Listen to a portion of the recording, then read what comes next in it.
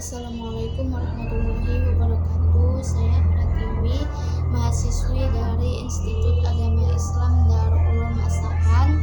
Saya dari Fakultas Tarbiyah, Prodi Pendidikan Agama Islam semester 3. Di sini saya akan menjelaskan mata kuliah Desain Pembelajaran dengan dosen pengampu Buya Suhardi, SPDI MA. Di sini saya akan menjelaskan mata pembelajaran Al-Quran Hadis kelas 7 dengan muatan yang pertama yaitu kompetensi dasar, yang kedua yaitu indikator, yang ketiga tujuan pembelajaran, yang keempat materi, dan yang terakhir yaitu kuis. Kita masuk ke yang pertama yaitu kompetensi dasar. Di situ ada 1.1 meyakini Al-Quran dan Hadis sebagai pedoman hidup. Yang kedua ada 2.1 memiliki perilaku mencintai Al-Quran dan Hadis sebagai pedoman hidup umat manusia.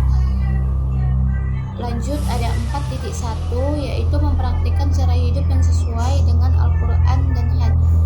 Lanjut kita masuk ke yang kedua yaitu indikator. Di situ ada 1.1 meyakini Al-Quran dan Hadis sebagai pedoman hidup.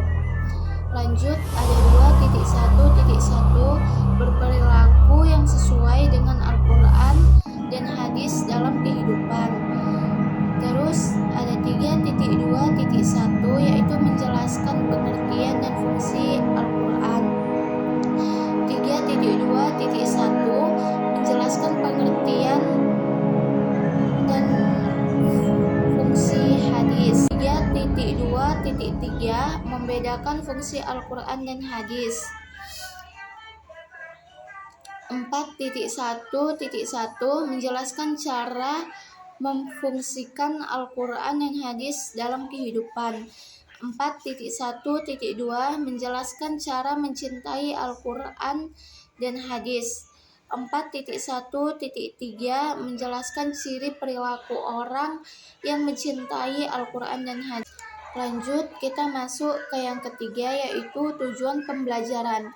Setelah mengamati, menanya, mengeksplorasi dan mengasosiasi dan mengkomunikasikan, diharapkan peserta didik mampu menjelaskan pengertian dan fungsi Al-Quran dan hadis, membedakan fungsi keduanya dalam kehidupan, cara mencintainya, dan juga mampu menjelaskan perilaku seseorang yang mencintai Al-Quran dan hadis dengan rasa ingin tahu, tanggung jawab, disiplin selama proses pembelajaran, bersikap jujur, percaya diri, dan pantang menyerah, serta memiliki sikap responsif atau berpikir kritis dan aktif atau proaktif, bisa juga kreatif, serta mampu berkomunikasi dan bekerja sama dengan baik. Lanjut kita masuk ke yang keempat yaitu materi pembelajaran. Kewajiban yang harus dilaksanakan tentu dalam menjalankan kewajibannya. Kendala dan masalah pasti akan didapati. Kemampuan manusia yang terbatas pasti akan menjadi inti permasalahan. Apakah mereka akan mampu melewati kehidupannya dengan baik atau tidak? Maka dalam hal ini setiap manusia akan membutuhkan pegangan hidup yang akan menuntunnya pada jalan yang lurus. Hadis akan menjadikan perjalanan hidup manusia terarah, tentunya dengan mengikuti ajaran yang terkandung di dalamnya. Yang pertama yaitu pengertian dan fungsi Al-Quran dan hadis. Al-Quran menurut bahasa berasal dari kata qara'a yaqra'u Quran yang berarti membaca bacaan.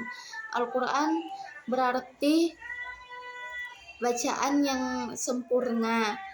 Sedangkan Al-Quran menurut istilah adalah wahyu Allah yang diturunkan kepada Nabi Muhammad SAW secara berangsur-angsur melalui malaikat Jibril, dan membacanya adalah ibadah. Rasulullah SAW banyak menerima wahyu dari Allah baik secara langsung maupun perantara dari malaikat Jibril dan dibukukan. Yang kedua, ada keistimewaan Al-Quran. Sebagai pedoman hidup umat manusia, Al-Quran memiliki beberapa keistimewaan dan kelebihan dibanding kitab-kitab suci lainnya. Di antaranya, yaitu yang pertama, Al-Quran memuat ringkasan dari ajaran-ajaran ketuhanan yang pernah dimuat kitab-kitab suci sebelumnya seperti Taurat, Zabur, Injil, dan lain-lain. Juga ajaran-ajaran dari Tuhan yang berupa wasiat. Al-Quran juga mengkokohkan perihal kebenaran yang pernah terkandung dalam kitab-kitab suci terdahulu yang berhubungan dengan peribadatan kepada Allah yang Maha Esa, beriman kepada Rasul, membenarkan adanya balasan pada hari akhir, keharusan menegakkan hak dan keadilan, berakhlak luhur, serta berbudi mulia, dan lain-lain.